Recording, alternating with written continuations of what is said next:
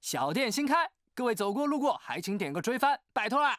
That is not Japanese. Anime or animated series as we know today are synonymous with Japan, and for good reason. They have the best voice actors, writers, directors, animation studios, and have virtually perfected the craft. When comparing globally, almost 60% of animations broadcasted worldwide are made in Japan, just a small sliver of the market. Anime is so big over there that even popular series from different countries created in different languages will receive Japanese anime adaptations. Literally just last year we saw 2 Korean webtoons, Tower of God and God of High School, air in Japanese, not Korean. Because of this market pull, we rarely see animations from other countries that can rival Japan's success. But that doesn't mean there aren't any. Now, if you're like me and enjoy taking brisk strolls down My Anime List's top anime, you may have noticed a show that ended just a couple of months ago that was slotted in at the number 21 spot. You're probably scratching your head thinking, how have I never heard of the show yet it's ranked so high? And you'd be in the same boat as most people. And I'll tell you why. That's because, the show is Chinese. Unless you went to My Anime List, went to anime, seasonal anime, spring 2021, and ONA,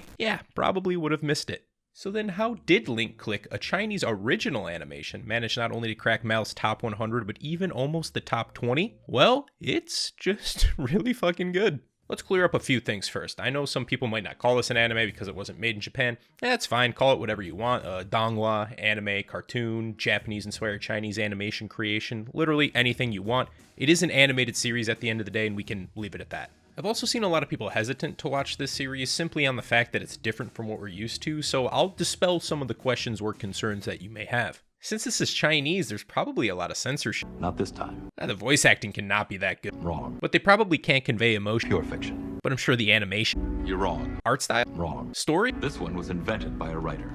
Link Click is honestly one of the most aesthetically pleasing and best written shows that I've seen in a long while. It's not perfect by any stretch of the imagination, and I understand it's not going to be for everyone, but I truly believe if you do give it a chance, I think you'll enjoy it. Alright, I realize I've talked for like 3 minutes and have said nothing about the show itself, so I should probably get into its contents and why it's actually good, instead of just saying it's good but providing no evidence. You know, kind of like my love life. So without further ado...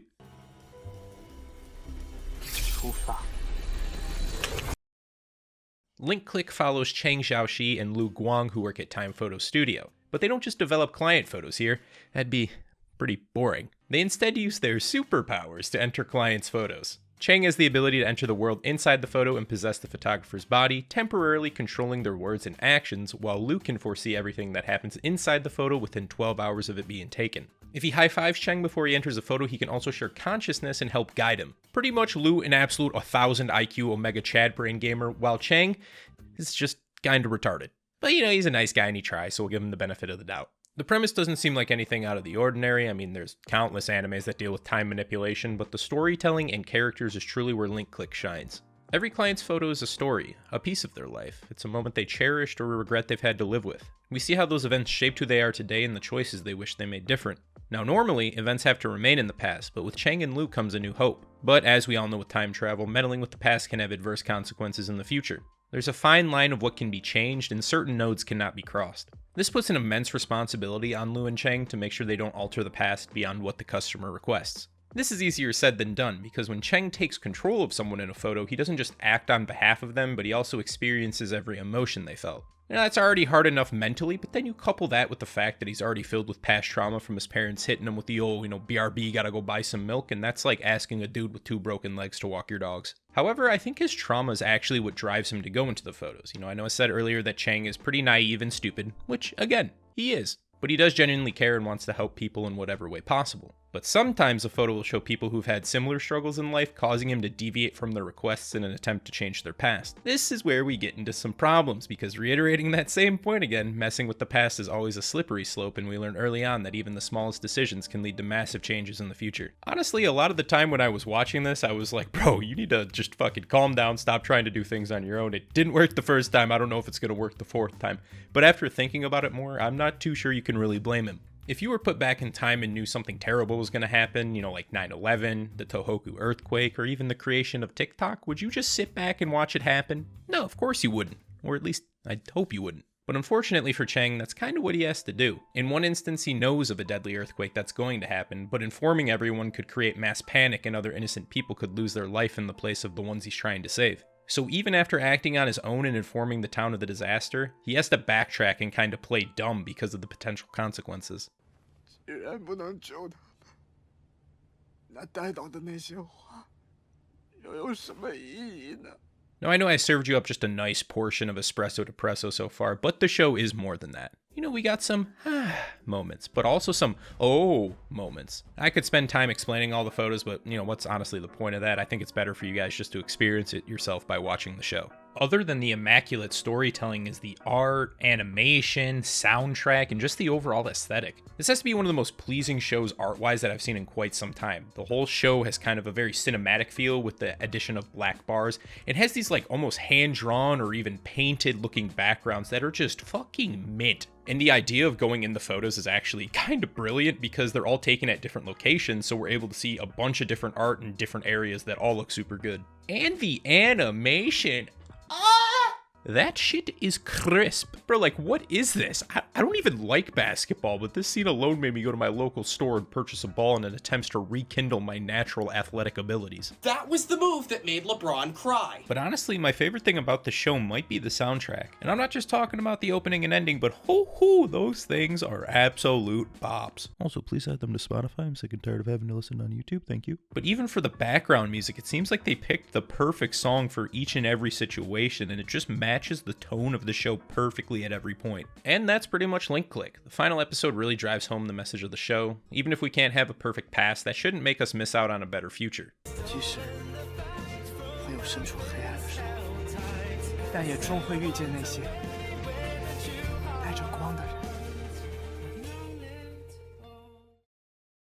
Wait, holy fuck, Luke Wong is dead. And wait, this bitch is just up. Why is she down here? And why is this man strangling this? What the? Oh, sorry. I forgot to mention, there's also a serial murder case that they get involved with. The main reason I didn't mention this is because I don't even know what the hell is going on. Towards the later episodes, we start to see another powered entity enter the picture and start to see some cool mind games and strategy. Chang even hits dude with the boogie woogie at one point. Explaining this part of the story didn't seem right because there's still so many unknowns. I imagine this will be the main focus of the second part or the second season. Just a nice serving of mindfuckery each episode, so much so it could probably be its own category on the hub. The only thing I hope does happen is some more backstory on Lou. You know, given that he's not dead, because we really didn't get any in the first part. Link Click is an honest contender for Anime of the Year. A masterpiece? No. I really enjoyed the show, but I'm not over here beating my meat to all the 10 out of 10 reviews. But do you guys want to know the real crime of this show? No, it's not any of the pacing or production. It's this fucking B-Dream intro. I don't even know what B-Dream is, but let me tell you, I can't have dreams when I'm listening to this because it's 400% louder than anything else in the entire show. I honestly feel like I suffered hearing loss just having it play once.